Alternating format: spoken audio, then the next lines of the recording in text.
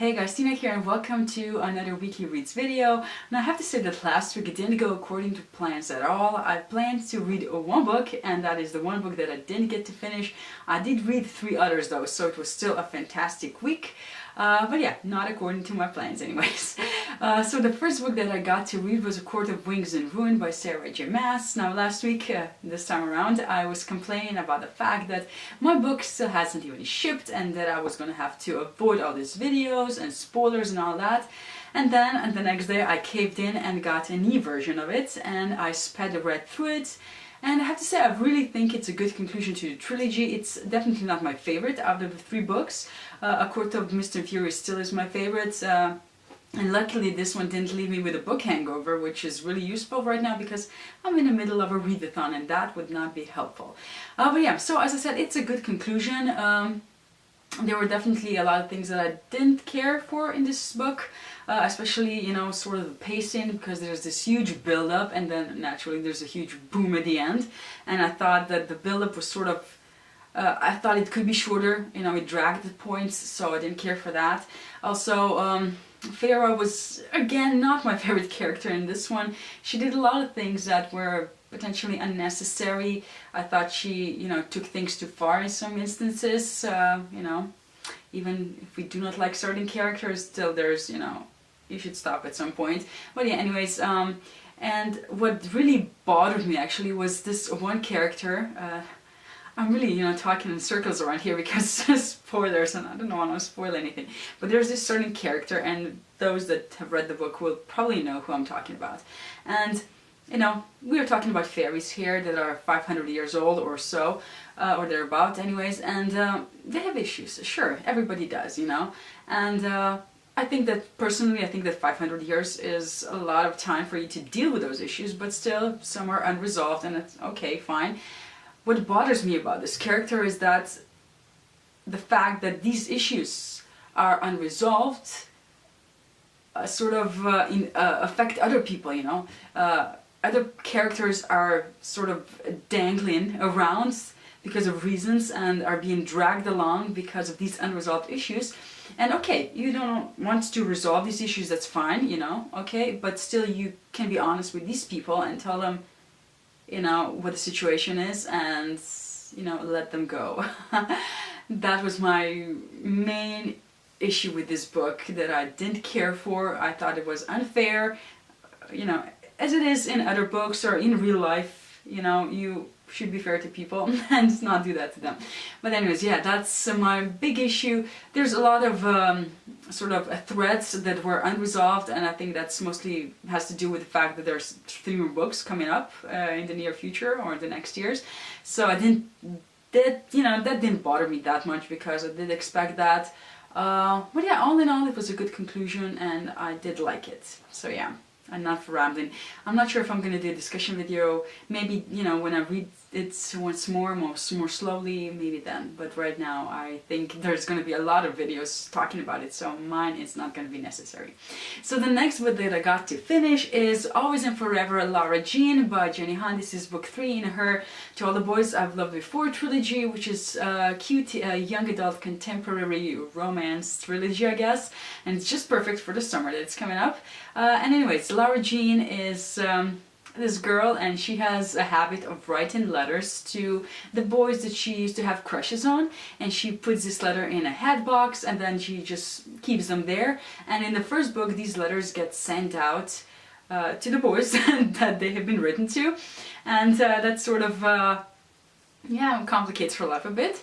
But anyways, she's well, she's a really cute character and I really liked following her story. Now in this 3rd book we get to see sort of you know, the end of her high school life, and she's about to go to college, and because of that, naturally things are happening in her relationships, in her lives, her life, she doesn't have lives, but yeah, you know, and I thought it was really appropriate and realistic for, you know, what she's going through, and I really liked it. It was not my favorite still, you know, my book 1 is still my favorite in the trilogy, but it was really well done, I think. And I still love her, and I still love Kitty, that bratty kid. I still love her, and I really enjoyed this book. And the last book that I got to finish was Beautiful Redemption by Jamie Maguire, which is book, I don't know which one, in the Maddox Brothers series. The first one was that Beautiful Disaster, or some kind of disaster. I'm not sure what the title is exactly. And yeah, this book is definitely an adult book. I would not classify it as young adult, definitely not. New adults, they're adults, not mature ones, but still adults. And it's a story of Liz Lindy, who is an FBI agent, and she's being transferred from the Chicago office to San Francisco or San Diego, I'm not sure, it's somewhere in California though. And there, you know, when she gets there, she has this one-night stand with a guy in a bar, and it turns out naturally that is her boss, Thomas Maddox, who is, from what I gather, the oldest brother in this Maddox clan. And yeah, they have to work together, and naturally somehow, you know, they have to resolve their relationship somehow, and it's pretty complicated. They have issues again, which is the trend, I think. But yeah, it was definitely, I think, less problematic than the disaster book with Travis. And yeah, I thought it was better. It was not anything special. It was pretty average for, you know, a romance book. But yeah, all the Maddox brothers do appear in there. So if you like those, I think you're gonna like this book. But yeah, so that leaves me with the one book that I did not get to finish, and that is, guess what? Lady Taylor's A Stranger Dreamer. I know, I have been reading this book for what, 3 weeks now, I think? And I just don't know what my problem is. I mean, I know what my problem is. I love the writing style, I love the story, I love the characters, and I wish I could read it. But I don't know, lately it's just been that, you know, my days are what they are, and by the time I get to this book, it's pretty late in the day, and I'm tired and sleepy, and I get to finish one chapter and then I fall asleep basically. And it's really not doing this book justice, because reading one chapter and then falling asleep is, you know, it's always pulling me out of the story, and I hate that. So, and then, you know, last week naturally the readathon started, and I just decided to put it aside for this week and pick it up once the readathon is done and just dive into it and finish it. And I think that's going to be the best way to read this book, because otherwise I'm going to read it, I'm going to be reading it forever, I feel like, and I'm already reading it forever, so yeah. But yeah, sadly this will have to wait a bit longer. I'm sorry to all the books, to all the people that love it, I'm sorry, but I will get to it.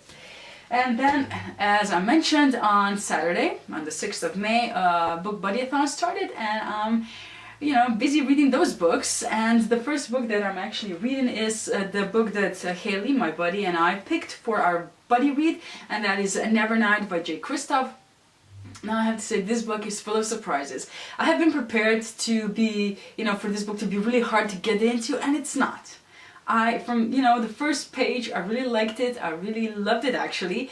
Yes, the writing style is potentially, it's different than what I'm used to, and especially the first chapter is somewhat repetitive, so you're not really sure what is, I mean, you know what's going on, but you know, you just are sort of wary maybe. But I'm really loving it. It's really hilarious, which is something that I definitely didn't expect. I mean, I have been laughing out loud reading this book, and usually that doesn't happen to me, so I'm really, really pleasantly surprised about it. Even, you know, the footnotes that I thought are going to be problematic are not. Really, those are some of the most hilarious parts, actually. But yeah, so this is the story of Mia, and she had a rough childhood.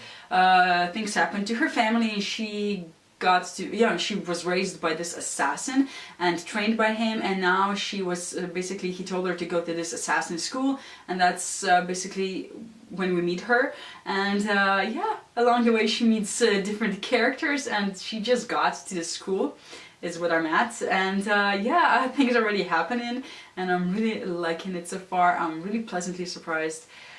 Yeah, so this is a good book to buddy read, definitely, or just read, you know, but it's a great book so far.